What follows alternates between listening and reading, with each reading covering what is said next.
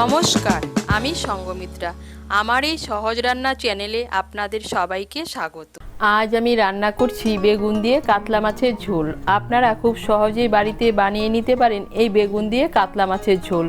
আপনাদের যদি এই রেসিপিটি ভালো লাগে তাহলে লাইক এবং শেয়ার করবেন, আর রেসিপিটি কেমন হয়েছে কমেন্ট করে জানাবেন। আরও নতুন নতুন রেসিপি পাওয়ার জন্য চ্যানেলটিকে অবশ্যই সাবস্ক্রাইব করবেন। প্রথমে মাছগুলো ভেজে নেব। তার জন্য কড়াইতে দিয়ে দিয়েছি সর্ষের তেল। তেলটা গরম হয়ে গিয়েছে। এখানে আমি 500 গ্রাম কাতলা মাছের টুকরো নিয়েছি। মাছগুলোকে আমি সামান্য একটু নুন আর সামান্য একটু হলুদ গুঁড়ো দিয়ে মেখে রেখে দিয়েছি।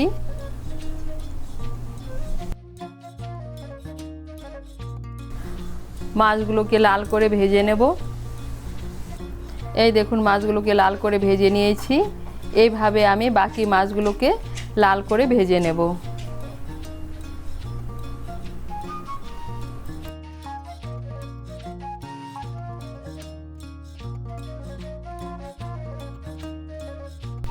এই দেখুন, বাকি মাছগুলোকেও আমি লাল করে ভেজে নিয়েছি। এগুলোকেও তুলে নিচ্ছি।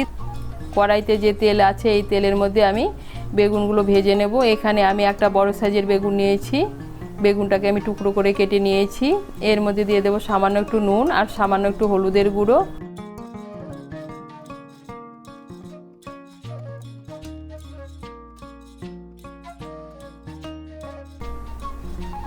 নুন আর হলুদের গুঁড়োটা মিশিয়ে নিয়ে বেগুনের টুকরোগুলোকেও লাল করে ভেজে নেব।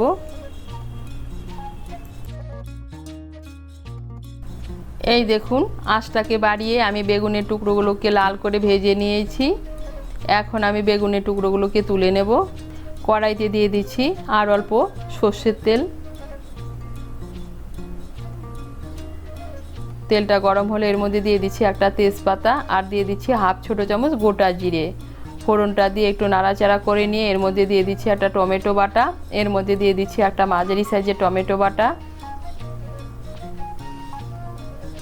আমি এই রান্নাটায় পেঁয়াজ কুচি ব্যবহার করছি না, আপনারা চাইলে এর মধ্যে পেঁয়াজ কুচিও ব্যবহার করতে পারেন। টমেটো বাটাটাকে মিশিয়ে নেব তেলের সঙ্গে। মিশিয়ে নিয়ে হালকা করে একটু ভেজে নেব।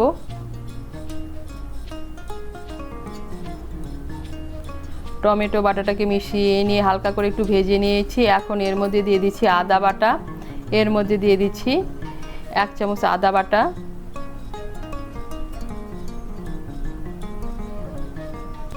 দিয়ে দিচ্ছি কাঁচা লঙ্কা বাটা। এর মধ্যে দিয়ে দিচ্ছি 1 চামচ কাঁচা লঙ্কা বাটা। ঝালটা আপনারা আপনাদের স্বাদ মতো দেবেন। দিয়ে দিচ্ছি জিরে বাটা, ধনে বাটা। এর মধ্যে দিয়ে দিচ্ছি 1 চামচ জিরে বাটা, ধনে বাটা।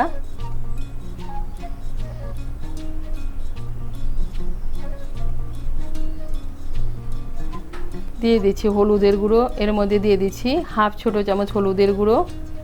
দিয়ে দিচ্ছি হাফ ছোটো চামচ লঙ্কার গুঁড়ো। দিয়ে দিচ্ছি স্বাদ মতো নুন। এর মধ্যে দিয়ে দিচ্ছি সামান্য একটু জল। জলটাকে মিশিয়ে নিয়ে মশলাটাকে ভালো করে কষিয়ে নেব। এই দেখুন, মশলাটাকে ভালো করে কষিয়ে নিয়েছি। মশলার থেকে তেল ছেড়ে দিয়েছে, তার মানে মশলাটা ভালো করে কষানো হয়ে গিয়েছে। এখন এর মধ্যে দিয়ে দেব জল। আপনারা যেরকম ঝোল খেতে পছন্দ করেন সেই অনুযায়ী জল দেবেন। আমি এর মধ্যে 2 কাপ গরম জল দিচ্ছি। জলটাকে ভালো করে মিশিয়ে নেব। মিশিয়ে নিয়ে ঝোলটাকে ভালো করে ফুটিয়ে নেব। এই দেখুন, ঝোলটাকে ভালো করে ফুটিয়ে নিয়েছি। এখন এর মধ্যে দিয়ে দেব ভেজে রাখা বেগুন আর মাছগুলো।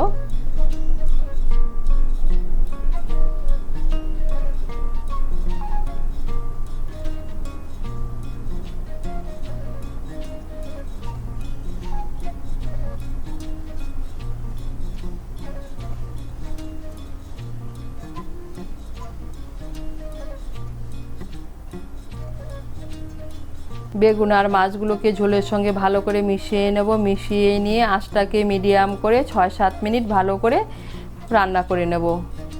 এই দেখুন, 6-7 মিনিট ভালো করে বেগুন আর মাছটাকে ঝোলের সঙ্গে ফুটিয়ে নিয়েছি।